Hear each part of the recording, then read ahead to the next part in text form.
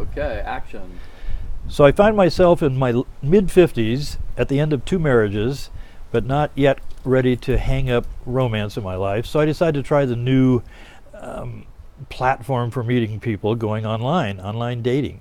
And I found that I really enjoy writing back and forth, which is one of the sort of preliminaries before you actually get phone numbers and before you actually meet face to face.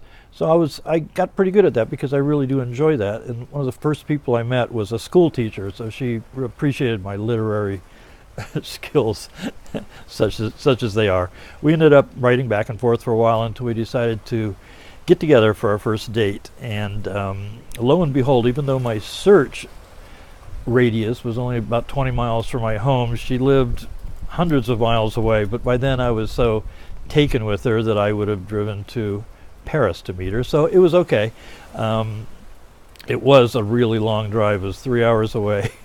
And I really didn't make any plans for spending the night or anything. So I just took my the sports coat and my smile and drove up to the little town of Clear Lake, which is a scenic little place, I guess, but I couldn't see it when I drove into town. It was pitch black. They had a huge power outage, and everybody was on candles, including the poor little 16-year-old hostess at the front desk at the hotel, who was scared to death, shivering with her flashlight, wondering what I was doing there, trying to rent a room, which I had already...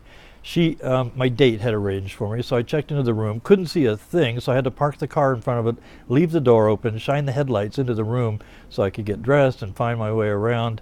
Eventually my date met up with me. She's a local. Apparently she's used to the power outages, so it didn't seem like a real deal killer. So we went out to a nice dinner at a local country club where everything that could possibly go wrong went wrong, including spilled drinks, her drinking an alcoholic drink that she really shouldn't have been drinking, being a recovering alcoholic, a steak that was brought out fresh off the cow, never got close to any kind of heat, things like that. Everything was wrong, but we both had so much fun talking, getting to know each other, that even all those miscues ended up being a source for humor. As it turned out, the night didn't turn into a romantic sort of thing.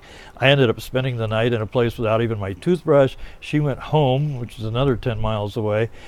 But I got up in the morning, got to explore a real interesting little corner of the world, and I had made a new friend, and we've been friends for a decade ever since.